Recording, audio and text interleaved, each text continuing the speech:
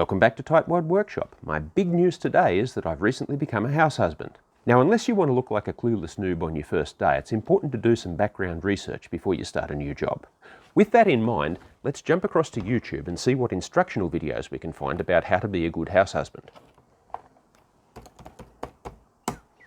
The way of the house husband. That sounds like exactly what we're after. Let's take a look.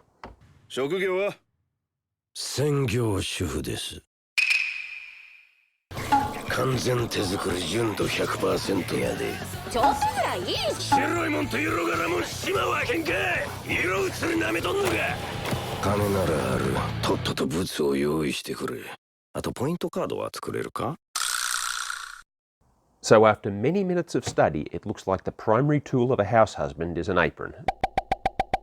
So let's go ahead and make one. I'll start by measuring the height for my apron. This is from my top button to my knees. Next I'll measure the width. This is basically half of my waist measurement. Once you have your own measurements, you can download the apron plans using the link in the video description. The values on the plans are what I used for myself, so just change them to your own measurements. Next I scaled up the plan into a full-size paper pattern. This baking paper was the right size, but it's not very good for drawing the lines on. Now we can unfold the fabric for the apron. This is a recycled bed cover, which I bought at a garage sale. Next we'll need to pin the paper pattern onto the fabric. Now we can cut out the fabric. If you're using ordinary scissors for this, you'll now understand why your mother used to get angry when you cut paper with her good fabric scissors. Now we can pin and cut out the 3 strap pieces in the same way. I'll fold up the apron piece and put it aside for now because we'll be working on the straps first. I'll be using this vintage Japanese sewing machine for this project. We'll start by sewing the straps into long tubes.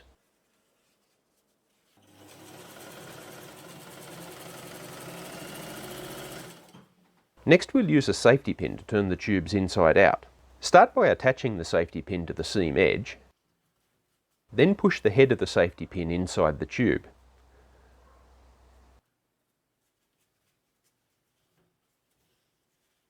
Once you get the inside out turning point started, it works fairly easily. Keep going until the safety pin pulls through the other end of the tube. At this point, the tube will pull through itself very easily.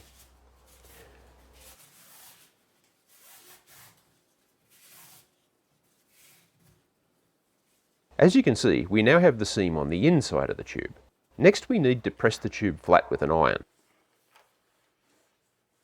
And finally we'll sew down each side of the strap so that it'll stay flat. Now we can start pinning the perimeter seam on the apron.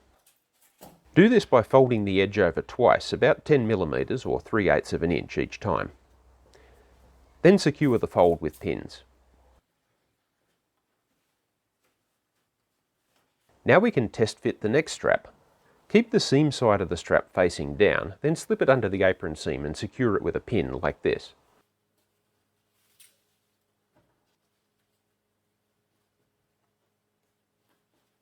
Take a guess for how long the strap needs to be, then just pin the other side flat to the apron like this. We'll trim off this excess strap once we've tested the fit. That's easy to put on, so now we can cut the strap to length, then fit it correctly under the apron seam. We'll attach the side straps to the apron in the same way.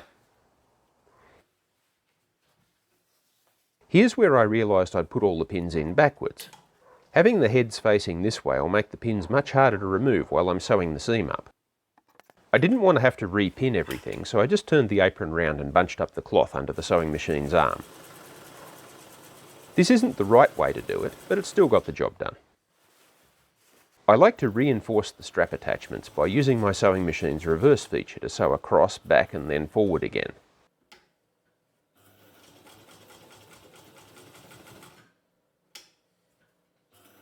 I hope you like that close-up view of my left hand there. I used the same triple sewing technique for the ends of the straps.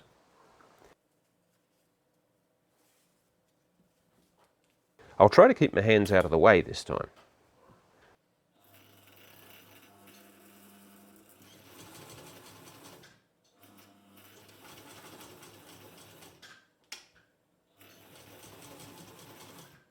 So now let's see if it fits.